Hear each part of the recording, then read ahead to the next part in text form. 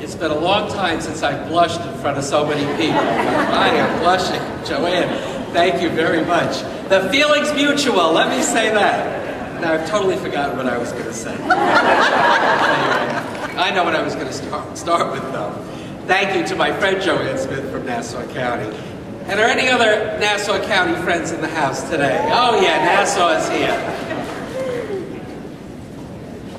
You know, to the other Joanne Smith, you've been mentioned several times. You've gotten a standing ovation. I don't think you've been made to blush yet. But Joanne, I want you to come forward for a second. There's one thing you don't have yet that we have to give to you. Give her another round of applause.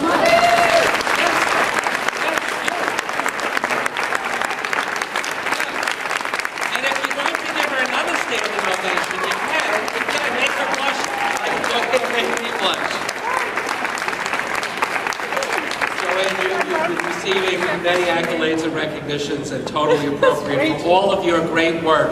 But you also need a New York State proclamation as well to go along with capping your wonderful tenure as heading this wonderful organization. So I won't read all the whereas in the interest of time, but folks, give her another round of applause. We really appreciate it.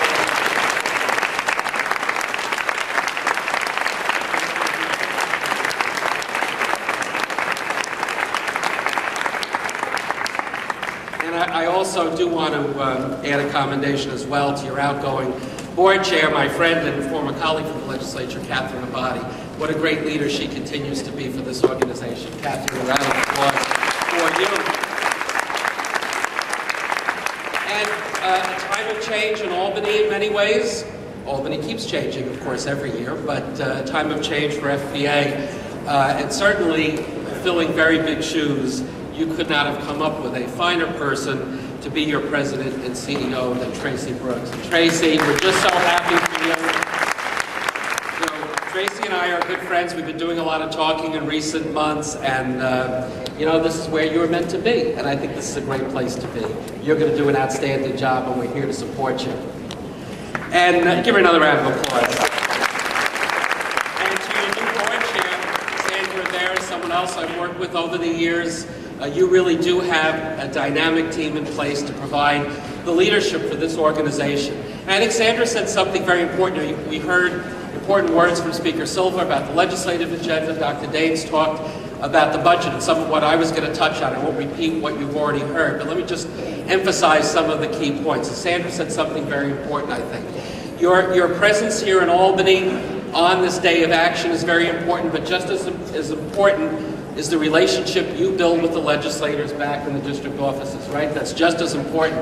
Because I know from my days of serving in the State Assembly and working with Joanne and our friends from Nassau County, it's that constancy and consistency of the relationship that you build with your assembly members and your senators that really makes the difference on all of these issues. So it's important that you're here, especially because we appreciate the fact that the weather's been tough and yet you came here. But don't minimize the importance of those visits and phone calls and working with people back in their district. That's how they get the reinforcement to keep doing the right thing on your agenda. And certainly the individuals you're going to be honoring shortly are among the finest in our legislative delegation. Their heart and their minds was in the right place already. But I know the relationship they have with family planning advocates back in their home districts makes a difference and makes them even stronger in their advocacy on your behalf. So I certainly want to single out, because they deserve your recognition. They're great legislators, they're great people, they're great human beings. Andrea Stewart-Cousins, our senator, who's getting your Champion of Choice Award, great friend and a great advocate. And your Margaret Sanger Award winner, Senator Eric Schneiderman. I saw Eric around here somewhere. Where is he? He's still here, right? Great leader in the Senate, and Andrea and Eric are now majority senators. There they are. And certainly a special word to someone who I had the great privilege to serve with in the State Assembly, and just a real bundle of energy, and someone who, when she sets her mind to a cause or a purpose, she gets things done. You could not have a better advocate than Assemblywoman Naomi Rivera, and she's well deserving of the recognition. Women's health matters because family health matters. tax. And that's really what the message is. And from the point of view of the Comptroller's Office, where we're looking, especially in tough times, to economize and realize savings and save money, certainly that notion and that figure of $1 spent on family planning saves $4 on Medicaid expenses is a very important figure for you to emphasize.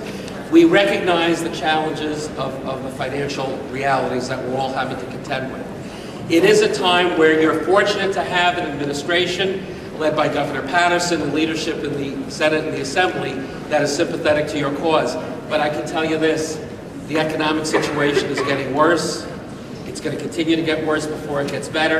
And what you think may be secure today may not be secure a month from now. So I do think it is important for you to be here and to emphasize protecting the programs that are funded in this budget proposal, because some of us have been around this town for a while.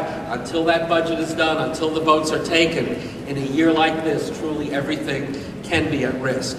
So you really need to, even though you've got many friends in key places now, emphasize the importance of protecting this funding and emphasize the importance, again, of every dollar spent on family planning saves $4 down the road on other healthcare related expenses.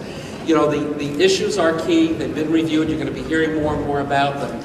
But certainly the agenda that FPA has put together and that you're going to be fighting for is a very important agenda. As has been said, not only for the women of New York State, which is our first concern, but certainly by extension for the families of our great state. So thank you for everything that you've done, that you continue to do, for making this state a leader, for ensuring that women's health continues to be a priority, and to making our families better and more secure in terms of our future at this very difficult time. Keep up your great work. I look forward to working with you and supporting you.